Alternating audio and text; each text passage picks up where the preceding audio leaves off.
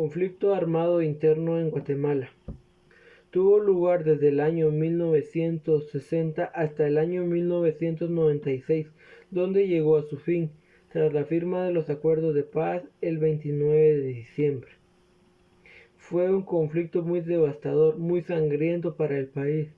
Hubieron más de 200.000 personas fallecidas, más de 150.000 personas desplazadas, más de 45.000 personas desaparecidas. Este conflicto tuvo sus orígenes desde el año 1954 tras el derrocamiento de Jacobo Arbenz Guzmán. La United Fruit Company, empresa bananera, había sido despojada de sus terrenos. Tal fue así que convenció al ejército de Guatemala de que Jacobo Arbenz Guzmán estaba detrás de un movimiento comunista y que quería llevar al país a este tipo de gobierno.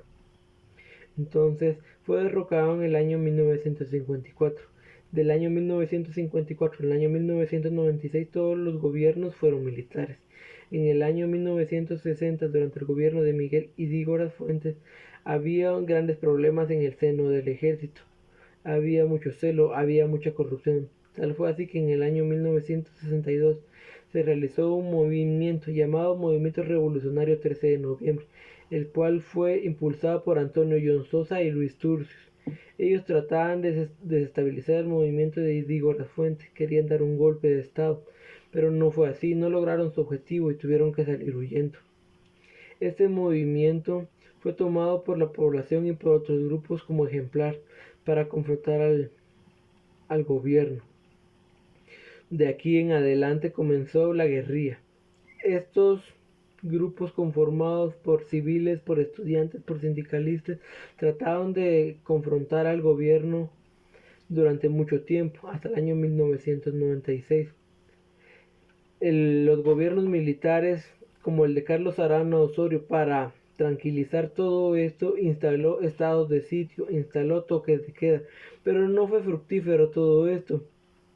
En fin, esto fue muy mal, ya que de ahí surgieron grandes matanzas. Las matanzas fueron en aumento. Tal fue que en el gobierno de Laureano García fueron los más altos índices de violencia.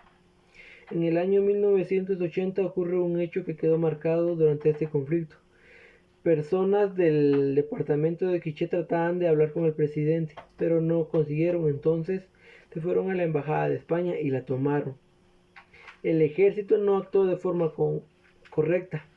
Tal fue que incendiaron la embajada y murieron muchas personas, tanto los que se encontraban adentro como otras personas que no tenían nada que ver. Guatemala quedó muy mal internacionalmente, que no se respetaban los derechos humanos. Durante el gobierno de Ríos Montt fue el punto más alto, fue el genocida que dañó a todo el pueblo indígena.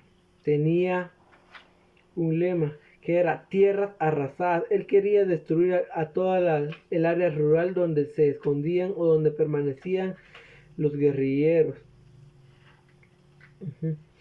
El gobierno de Ríos Montt fue uno de los peores, fue donde ocurrieron las peores matanzas.